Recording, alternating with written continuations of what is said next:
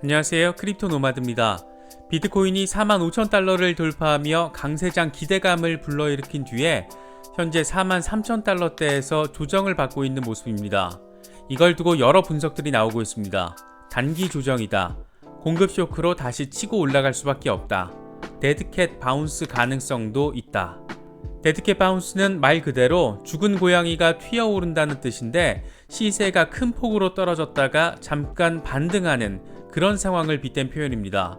데드캣 바운스 가능성을 언급하는 분석가들은 이번 비트코인의 강세가 단기 반등이고 여전히 하락을 향할 수 있다라는 가능성을 이야기하는 것으로 볼 수 있습니다. 물론 공급 쇼크로 인해서 단기적으로 5만 달러 달성은 충분히 가능하다, 이런 반론도 맞서고 있는데 하나씩 짚어보도록 하겠습니다. 리플의 경우에는 최근 소송 이슈와 관련된 후속 정보가 너무 부족해서 말 많은 전문가들조차도 숨죽이고 있는 모습입니다.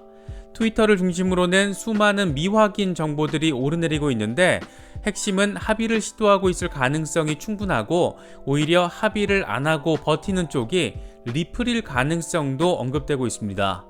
상황은 안개 속이지만 그래도 다행인 것은 리플의 1달러 재돌파 가능성이 차트적으로 충분히 가능하다라고 분석됐습니다. 미국에서는 인프라 법안이 굉장한 이슈가 되고 있습니다. 당초 초당파적인 합의 가능성에 세계적인 주목을 받았지만 여러모로 암호화폐 이슈가 뜨거운 감자가 되고 있는 모습입니다. 여러가지 새로운 소식들이 전해졌습니다. 이슈별로 정리를 했으니까 영상을 끝까지 신청해 주시면 더 도움이 될 수 있지 않을까 생각됩니다. 본격적인 시작에 앞서서 좋아요와 구독, 또 알림 설정도 꼭 부탁드리겠습니다. 그럼 시작하겠습니다. 먼저 비트코인 상황입니다. 비트코인은 45,000달러 돌파를 시도한 뒤에 8월 9일 오전 현재 43,000달러대에서 오르내리고 있습니다. 관건이었던 42,000달러대 매물대 소화가 어느 정도 이루어진 만큼 일반적으로는 급등 이후 단기적으로 조정을 받고 있는 모습으로 볼 수 있는데, 이런 비트코인의 모습을 놓고 분석가들의 전망은 엇갈리고 있습니다. 단기 조정인지 데드캣 바운스인지 아직 누구도 단언할 수 없는 상황인 만큼 이런 모든 가능성을 열어놓고 살펴보시면 더 좋을 것 같습니다. 먼저 공급 쇼크로 인한 단기 급등 전망입니다. 온체인 분석가 윌리 우는 모든 투자자 집단이 비트코인을 사들이고 있어서 공급 쇼크가 발생했다. 이 같은 시장의 수급 불균형으로 인해서 현재 진행 중인 비트코인 모멘텀이 5만 달러 이상으로 가격을 끌어올릴 것이라고 전망했습니다. 공급량은 한정됐는데 수요가 커지다 보니 가격이 오를 수밖에 없다라는 겁니다. 특히 8월 11일 미국의 7월 소비자 물가지수 발표를 앞두고 비트코인이 45,000달러 돌파를 시도했다는 점도 주목할 만한 부분으로 제시됐습니다. 코인텔레그래프 기고가인 기술 분석가 야슈 골라는 비트코인이 7월 인플레이션 보고서 발표를 불과 며칠 앞두고 2달여 만에 45,000달러를 돌파했다라고 밝혔습니다. 지난달 발표된 6월 CPI가 13년 만에 최고치를 기록했고, 이번 달 예측 지수도 더 상승할 것으로 예측된 상황에서 비트코인의 수급이 몰렸다는 점은 시장의 불안이 이전보다는 상쇄됐다라고 볼 수 있는 그런 부분입니다. 다만 야슈골라는 최근에 비트코인의 랠리에도 불구하고 데드캣 바운스 가능성도 언급했습니다. 야슈골라는 지난 2019년 비트코인은 7,357달러 부근에서 50% 이상 반등했지만 1만 달러 부근의 피보나치 618 되돌린 구간에서 극심한 매도 압력을 받았고 결국 하락세로 돌아서면서 2020년 3월 3,800달러대까지 추락했다, 이같이 설명했습니다. 그러면서 이런 프랙탈이 반복된다면 46,792달러의 피보나치 618 수준에서 극심한 저항에 직면할 수 있고, 현재 2만 달러 아래에 있는 200일 EMA를 리테스트하기 위해서 더 낮아질 가능성도 있다라고 설명했습니다.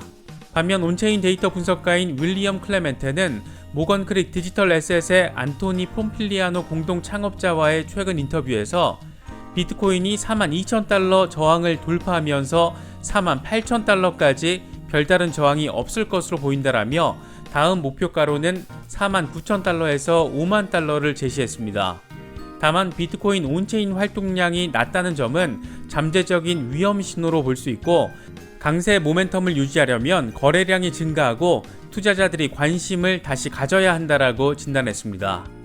이더리움의 경우에는 런던 하드포크 이후에 워낙 큰 상승세를 보여주면서 시장에서는 이러다 비트코인의 시가총액을 뛰어넘는 것 아니냐, 이런 기대감도 솔솔 피어오르고 있습니다. 이런 가운데 코인텔레그래프가 이더리움이 비트코인의 시가총액을 뛰어넘는 것은 단기간에는 불가능하다면서 아직은 게싱 게임, 추측 게임이라고 표현했습니다.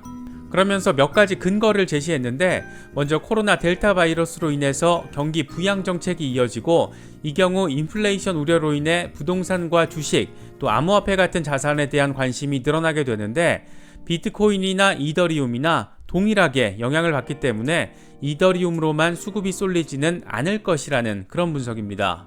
특히 활성화된 주소를 비교했을 때 비트코인의 경우에는 $1000 이상의 주소가 600만 개 정도인 반면 이더리움은 367만 개로 절반 정도밖에 되지 않습니다.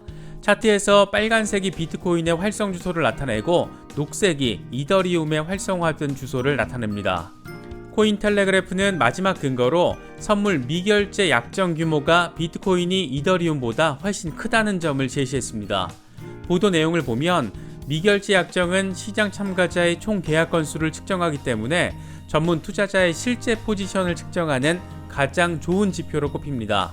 비트코인의 경우에는 선물 미결제 약정은 4월 13일에 277억 달러에서 감소한 142억 달러 수준입니다. 반면 이더리움 선물 미결제 약정은 현재 76억 달러 수준으로 비트코인보다 46% 정도 낮은 상태입니다. 결국 시장에서는 여전히 비트코인을 향한 관심이 훨씬 높은 상태이기 때문에 단기간에 이더리움의 시가총액이 비트코인을 뛰어넘기는 쉽지 않을 것이다, 이런 분석으로 볼 수 있을 것 같습니다. 리플의 경우에는 현재 SEC와의 소송 상황에 대한 정보가 사실상 거의 완전히 차단된 상태로 보입니다. 리플 변호인들조차 별다른 반응이 없고 의미 있는 외신 보도 내용조차 찾기 어려운 상황입니다. 이런 상황에서 트위터를 중심으로 합의 시도가 진행 중이라는 미확인 정보는 계속해서 나오고 있는 그런 상황인데, 재미있는 루머성 정보들 가운데 하나는 현재 합의를 받아들이지 않는 것은 SEC가 아니라 리플이라는 내용입니다. 핵심은 리플 측이 이미 의회 로비까지 잘 마친 상태이고 암호화폐 관련 입법이 추진 중인 상황에서 굳이 먼저 합의를 이끌어내려고 할 필요는 없다라는 그런 내용입니다. 물론 이런 상황이 얼마나 사실에 부합하는지는 지금 단계에서는 확인할 수 있는 방법은 없습니다. 그나마 다행인 것은 차트적으로 리플의 시세 흐름이 의미 있는 변화의 모습을 보여주고 있다는 겁니다. 지금 상황만 잘 유지해준다면 1달러 재돌파도 충분히 가능하다라는 전망도 제기됐습니다.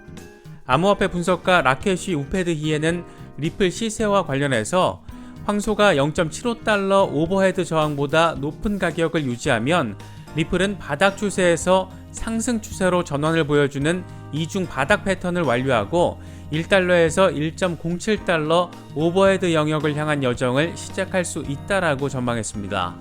반대로 가격이 현재 수준에서 하락하고 50일 단순 이동평균선에 해당하는 0.65달러 아래로 떨어지면 긍정적인 전망은 무효화되고 단기간에 0.5달러에서 0.75달러 범위에서 횡보할 수 있다라고 진단했습니다.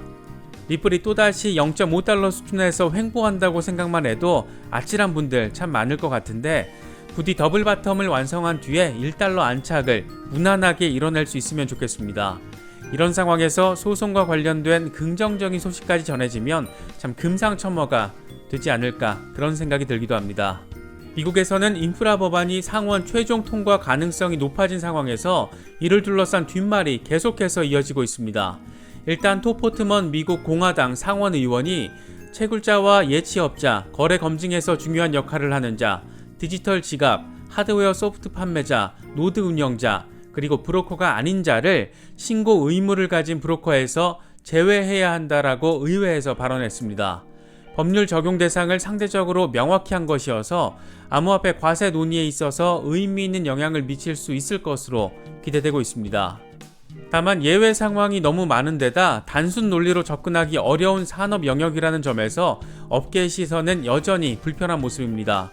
이와 관련해서 잭 도시 트위터 CEO는 인프라 법안의 개발자, 채굴자, 노드 운영자들에 대한 과세 조항은 관련 기술들이 해외에서 발전하는 것을 촉진할 뿐이다. 암호화폐 브로커의 정의는 법정화폐에서 암호화폐로 환전을 제공하는 거래소로 단순화해야 한다라고 주장했습니다. 그러면서 이를 통해 90%의 목표를 달성할 수 있고 10%의 회색지대는 양측 관계자들의 청문회를 통해서 제대로 된 법률을 만들어 해결할 수 있다라고 지적했습니다.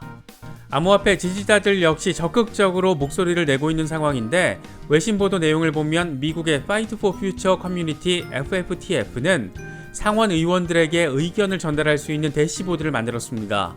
암호화폐 사업자들에게 가장 우호적인 법안으로 평가받는 와이든 투미 루미스 의원의 개정안이 통과될 수 있도록 적극적으로 지지를 직접 요청하자, 이런 취지입니다. 이런 가운데 크루즈 상원 의원은 와이든 투미 루미스 의원의 개정안 지지를 선언하면서 암호화폐 산업을 보호해야 한다는 점을 거듭 강조했습니다. 그는 자신의 트위터를 통해서 인프라법에는 암호화폐와 블록체인 혁신을 파괴할 수 있는 위험한 조항들이 있다. 크립토 지지자들은 목소리를 내야 한다. 이렇게 주장했습니다. 그러면서 인프라법에 대한 초당적 합의가 이루어지지 않을 경우에 암호화폐 과세 관련 모든 조항을 무력화시키는 개정안을 별도로 제출할 것이라고 덧붙이기도 했습니다. 이렇게 돌아가는 모습들을 보면 암호화폐 산업은 전 세계적으로 뜨거운 감자인 것만은 확실해 보입니다. 중앙화 권력으로서는 배척할 수밖에 없는 기술이지만 동시에 시대적인 혁신을 의미하는 기술이고 무엇보다 엄청난 돈이 들어오고 있고 이를 통해 엄청난 수익이 발생하고 있는 그런 시장입니다. 과세의 관점에서 보자면 안 그래도 코로나로 세수가 구멍난 정부의 입장에서는 이만한 먹잇감을 찾기도 어려운 상황으로 볼 수 있을 것 같습니다. 국내에서도 가상화폐 과세 유예에 대한 목소리가 계속해서 나오고 있는 가운데 과연 실제로 어떤 결론이 내려질지 상당히 주목되고 있는 부분입니다. 이번에 준비한 영상은 여기까지입니다. 영상이 도움이 되셨다면 좋아요와 구독 또 알림 설정을 꼭 부탁드리겠습니다. 영상 제작에 아주 큰 도움이 된다는 말씀 함께 드립니다. 언제나 성투하시기를 기원하겠습니다. 시청해주셔서 감사합니다. 지금까지 크립토 노마드였습니다.